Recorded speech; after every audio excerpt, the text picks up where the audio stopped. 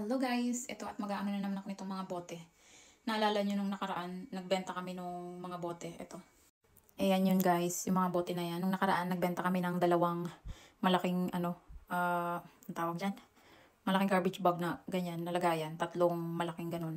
Nagbenta kami ng ganun at kumita kami ng mga $70. Ngayon naman, ay ito yung lagayan namin. Malaki to. Ayun, sobrang laki yan. Ito yung lagayan namin at ito. Dahil nga puno na naman siya, ilalagay ko muna siya dito. At iipunin muna natin hanggang sa mag-apat or mag-tatlong ganyan na siya. Malaki tong garbage bag na to, sobrang laki. Kaya ilalagay ko muna to dito.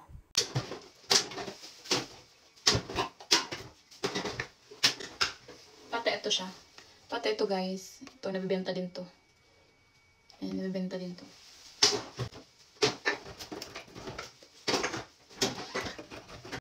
Ayan guys, kung makikita nyo, ganyan mabibenta. Pareho lang din sila nitong ito. Ayan, ito din may halaga din, ayan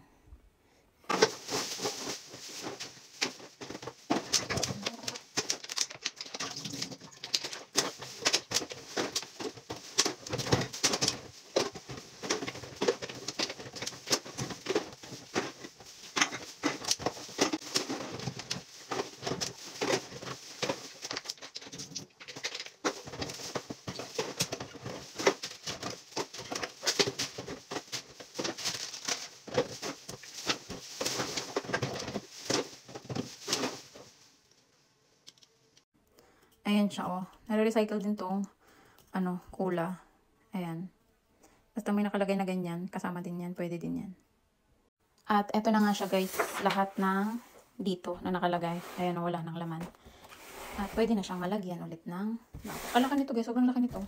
Ayan sobrang laki niyan Kita nyo yung garbage bag na yan, sobrang laki to. Ewan ko ba ang liit-liit tingnan sa basta sobrang laki to dito. At yan, dahil puno na rin yan, babawasan din natin siya, ilalagay natin dito. Pero siguro hindi natin siya mauubos kasi nga mapupuno din to Kaya ayan.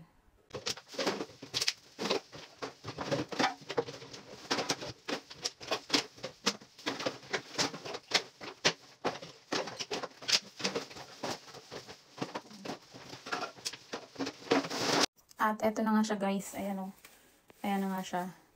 Nilagay ko na yung iba na nandito, pero may tira pa talaga siya. Pero at least pwede na siyang malagyan ulit.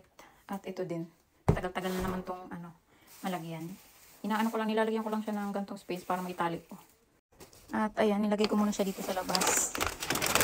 Para hindi naman siya makasikip doon sa loob ng bahay. Kaya ilalagay ko muna siya dito.